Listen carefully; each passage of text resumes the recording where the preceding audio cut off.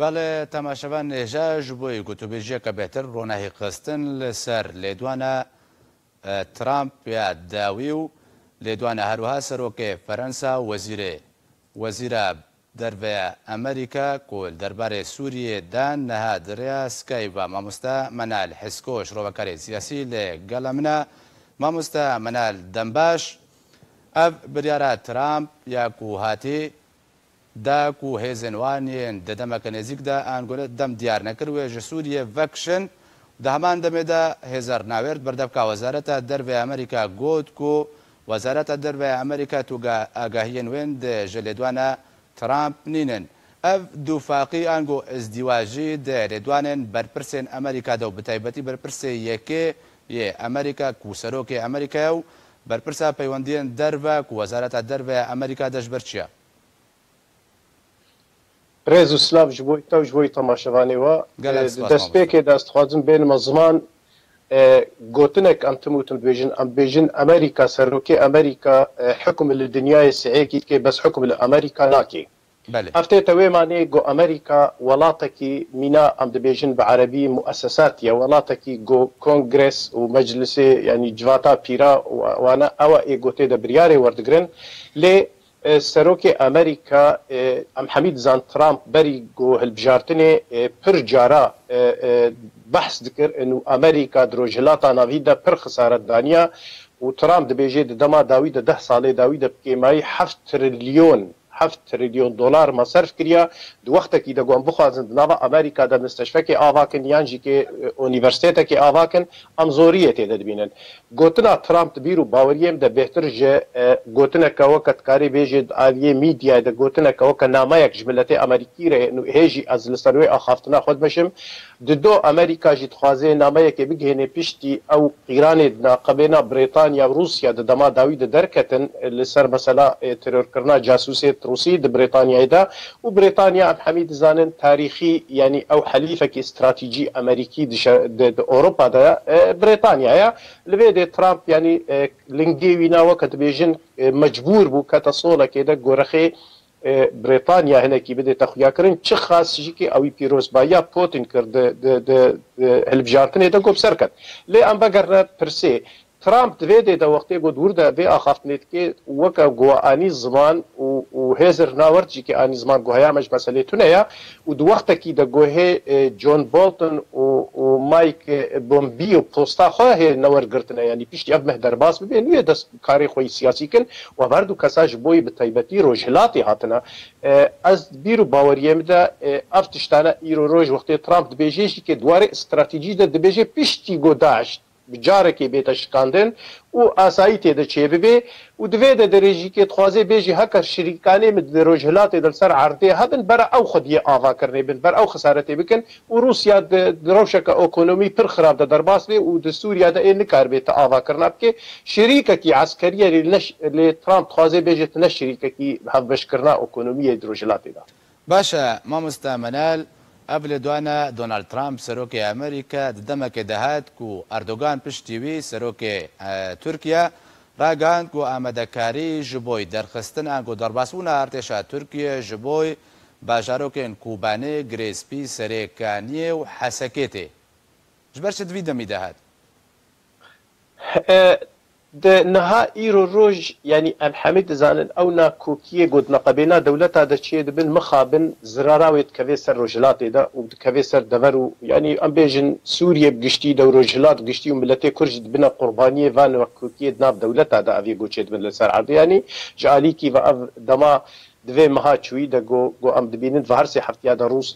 ئۆروپا و کەنەدا و ئەمریکا چەند وڵاتە 23 وڵاتە ئەو دیبلۆماسی رووسی گۆ ئاوێتن دەوێدێدا رووس مەجبور بێ گۆ دەستێ خۆ بێتر باوێژێ ترکی و ئیرانێش دێلا گۆ لە هاتنە نەقەبە ئەمریکا و رووسیا دەسەر عەردێکی و باتکەتە بەرژەوەندی ئێمەدا ناکۆکی دەرکەتە حۆلێ فرانسا دیرۆکی وەختی ئەملێ مەیزێنن ئەو و تورکی نەدۆستی هەفتوودا یعنی gelek cara qîran dina ba de derketine yek ji wana firmana Ermeniya و لێبورینا گۆ تورک گەرەکە قبول بکەن و پر تشتێ بوویرەنگی دەرکەتنە دۆ فرەنسا کێم زێدە مێسەلا کوردی بهتر لەبەر چاپ دەدێنێ لە مەسەلەی تێرۆرێ بەلکی دێنێ عالیەکی تورکی بخۆ لە مەسەلا پێکێکی و لەغاترێ بپێکێکی و پێ دێرە حتاوە کە vê gavê beşekî ji dûd bîne û dibêje ev têrorê dawstandê nakim lê plana Amerîkî ya got hinekî tête xuyakirin û Sûrî em hemî zanin dema kevin de dibin destê Fransa de bû nedûre got careke dî Tirkiye dewrekê bidine Fransa û ew di Sûrî de vê dewrê rabê lê gelo heger hat û Fransa li ser erdê ew Türk ê karibin bi hevdûra deverê birêve bibin ew Türk ê karibin bigine levhatinê siyasî di bîr û baweriyê de ê zor bê levhatin di nav Tirka û Fransiya de ê ne normal bê û Erdogan hişkere jî kê kir got em bi têrorê re danûstandinê nakin û bere Fransî nebne wesî di neqeba me kesên terorîst de. باشە مامۆستا مەنال ئەv لێ دوانە ترامپیا ku hatê ku ê Sûriye vekişê û Fransa jê dixwaze rolekê tê de bîne di Sûriye de binêrîna te ev wate wê çendin nagihêne ku Fransa dixwaze weka sadeya bihûrî roleka mezin Sûriye de bîne û Amerîka dixwaze Fransa û Tirkiye em bêjin berdê hev şerekî navbera de durist kê dema ku vê lê dwanê dê ئێمە بێگومان وەختێ گۆ ئەم ئیرۆ نەخشیا سیاسی دمەیزێن جارەکە دیمەدڤەگەرێنێ وەکەتە گوتی سەد ساڵا داوی دەژ بەر گۆ ئینگلیز ئیرۆ گۆ دەورات عراقی دەدرابش بەر ئەوژی حتا ساڵی 23 عراقی دەبوون و حتا گۆ عراق وتە دەولەت و سووری و لبنان بەشێ فرانسای بوون ئیرۆ ڕۆژ ئەو دەور جارەکە دی ترکی ئەمریکا تم و تم دۆستێ خۆش یەکیتیا ئەوروپا و بتایبەتی فرانسا و ئینگلیز چد ئەفریقیا دەبێت چد ئاسیا دەبێ هەنێک بوارە بەشتکێ سیاسەتێ دوارێ لەڤاتنێدا لێ بێژێ ئەس بخۆ دەبینم ئیرۆ باوەریێمە دە ئەردۆگان هەکە vê siyasetê derbas bibe heka vî rengî bimeşê û bêjê wellahî weke ku îro dibêjê zê heta bi hesekê û girê spî û hemî deverî zê derbas bim di baweriyê min de heker ev siyasetê weke ku îro lê dimeyzênê ez nedûr dibînim ku bişemitê û bikevê lingî bikevê weke dibêjê erdekê de ku êdî nikarbî xwe xwe jî kê ji nav safî bike û em hemû zanin Tirkî di nava xwe de ne gelekî safiya çi xas Türk wextê dibê mesela Kurdî dikevê meseliyê çep û rastê wa dibine yek İslamiyê wa û mixabin olperest û kesê ne olperest ji bo Kurda hemû dibine yek lê evêna heta çi demê Erdogan karibê vê siyasetê bimeşêne ez dibînim hinekî zêdegaviya dikê di siyasetê de û divê dê de karî bê sebebê ketina wî bi rastî. Başa mamosta Menal em bêjin eger hatu Amerîka ji Sûriyê vekişiya bandoran ku tesîra wê wê li ser Rojavayê Kurdistanê bi giştî çi bê û bi taybetî em bêjin niha Rojhilatê Firatê ji ber ku ew bajarokên Erdogan gefxwarin wan kir hemû jî dikevine aliyê bi Rojhilatê Firatê de ji bilî bajarê Kobanê wê çi bê di vê derê de em dixwazin weke em bêjin em bê heger werbû heger hatû Amerîka xwe kişand bes gerek em bêjin heftiya çûyî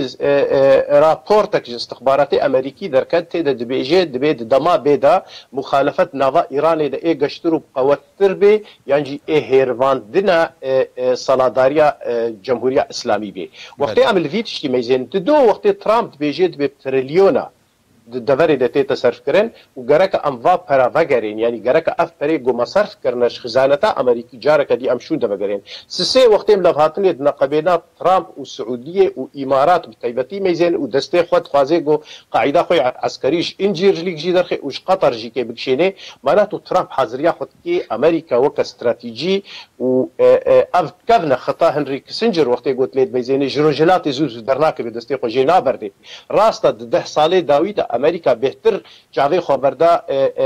em bêjin Rojhilatî Asya destê xwe xiste deverê wê de bêhtir ji mentiqa Rojhilatê hinekî dev jê berda lê Amerîka careke dî di baweriyê de ê qewet vegerê Rojhilatê û bi hesanî dev ji Rojhilatê û em bêjin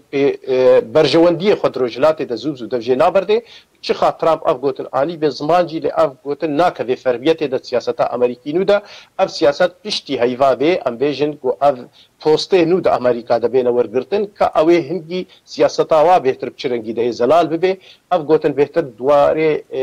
mîdyayê de ne dwarê ku îro ser erdê pêk bê û Daeş em bixwe zanin piştî ku hêzê Sûriya Demokratî bi nav خوش دیرا زورێک شاندن و چوونە عفرینێ داعش ئیرۆ کەتیە ڕەوشەکە ئەمکارن بێژن وێجت خوازی جارەکە دی هجوومێ بکەین نەد بەرخۆ دێ یادی دوێ دێ دەگەرەک بەر چاپی ئەمریکا وێ هاسانی نکاری دەبەر ئاسایی نەبووی حتا خۆ بچێنێ باشە مامۆستا مەنال ئەم بێژن مەترسیە vê سیاسەتە ئەمریکایە کو نهات خوازێ بجێ بکەیان کە بەحسا دۆنالد ترامپ کرد و بێ ئەنجومەنی پیرن ئەمریکا نکارێت تو هەنگاوان بابژێ چما ترسید دەمان هذا لەسەر ڕۆژاوای کوردستان هەیە باژار و باژارۆکی نوێ خەلکێ وێ نەخشەیە پێشە ڕۆژیا ڕۆژاوای کوردستان وێ بچڕەنگی بێ زانێ divê derê de ez dixwazim tiştekî bi giştî bêjim em tim û timweka Kurd em bê dijminê me biqewete em bêdewletin bes tu derba me negotî em Kurd zeîfin ji ber wê em bêdewletin yekîtiya mala Kurdî tune ye levhatina mala Kurdî tune ji ber wê em nego dijminê me biqewete xeteriyet îro roj di rojhilatê de heta weke vê gavê ji ber guhêjîkê em bêjin cemaetê Qendîlê destê xwe ji nava me dervexistine peyedê weke rêxistinek siyasî fêm nekiriye got armencê Qendîlê çine li ser piştawa dijî levhatineke siyasî rojhilatê de tune ye bingehekî esasî ji me re tune ev dikeve me tirsînê de lê wextê mala Kurdî ava bane yekrêziya mala Kurdî hebane qewete ku hêzeke Kurdî hebane ev ê li ber çav be ema me tirsî ez bawer nakim yani tiştekî got em bixusirin jîl û mestir tune ye em ji roja got Kurd dîrokê de hatiye avakirin em timûtim bin destê dewleta de ne harî cîma Tirkabê harî cîma Erebê hay Firsabê pêşvero ez tirsê tê de nabînim heka çiqa xirabûn jî çê bibe û Türk hin bihin bi va lêstikê xwe gotkevê deverê de bin sohma navê terorê da ketina terorê tişteka lê werê welatekî dîtir got heta weke îro Sûriya tê hesêbê nemûna Efrîn te dagirker bike û alê xwe tê de hildê û medresê bi zmanê xwe vekê ez bawer divê derê de hinek zêdegavî tê kirin ew zêdegavî duwarê navnetewî de ê newê te qebûl kirin li ser erdê jî ê newê qebûl kirin باشە مامۆستا مەنال پرسیارەکە بەروباژی لێدوانە دۆنالد ترامپ زێشتە بکەم نامبێژن پلانە ئەمریکاوێت سووریەدا چ بێ دو پاشە ڕۆژێدا وگەلو ئەمریکاوێ ڕێ بدێ فەرەنسا و دەستێوەردانێ دە سووریەدا بکێ نسبەتی ڕێدانێ گۆڕێدانێ بدێ فرانسا نەدوورە ji ber avana weket bêjî hevdû timam dikin yanî Ewropa û Amerîka tim û tim yanî heker caran nakokî dikevne nav bera wa de jîkê lê hevdû timam dikin yanî nemûna got Lîbyayê de çawa beş kirin û destê Amerîkya û çadî jîkê Fransî kirine meselê û di gelek deverê dî Tirkiye de jîkê Fransî wextê got wê rolê Sûriye de rabin di bîr û baweriyê me de yanî Amerîkî her mesela xwe bikişênin mesela destê xwe jêlin ji ber ku îro Amerîka em bixwazin nexwazin قوتا اساسی د دنیای د ایرو روج عالیه عسکری و عالیه اکونومی و خاصین پیشکتنه کوي تجاری ام هبجی لنابه منافس جبرگو ایرو اوروبا و امریکا بخوازن او كرينو فروتني بسينير بسكنين ايكونوميا يزودن عرضي يعني منافسه امريكا دراسيه ده ايرو تونه ندواري عسكري ده ندواري سياسي ده جبر في خوش دفري زوزو ناكشينه حتى جو فيداوي دفري دابي اما نسبتي فرنسا باوريه مده از هيفيدكم جو راس جيكي ويلو دركبي فرنسا كيم زيدا ام حميد زانن ملفتي كرديس سبيسيال بملتي كرد بقصرة إليزيه ده هيا سروكي فرنسي كيبي وقت دماتي أو دبيرة وين بلا في تسليمي هدودكن يعني وقت بيجي روشة كتيبتي كرداد إليزيه ده هيا أم هيفيدكن جو فرنسي كاربن شخات بخوازي نخوازي أو جي برجندي خد باريزن شب تركاربي شب دولتي عرب عربي يعني جي إيران عربي ليه ديتنا كواي زلال و بهتر بوزيتيف آلیه کردها هیا ام هیوی دکن گو فرانسی دوره کوای مزند سوریه ده هبی. باشه ما مستمنال داوین پرسیار. اگر هاتو فرانسا جه امریکا گرد سوریه ده بنارینات وید برجوندیا کردها ده بی؟ بگومان اید برجوندیا کردها تی ده هبی بس مطرسی ایرو روش ده ام بیجن ده کولانا کردی ده دکیو داره گلو فرانسا ای کاربی روشا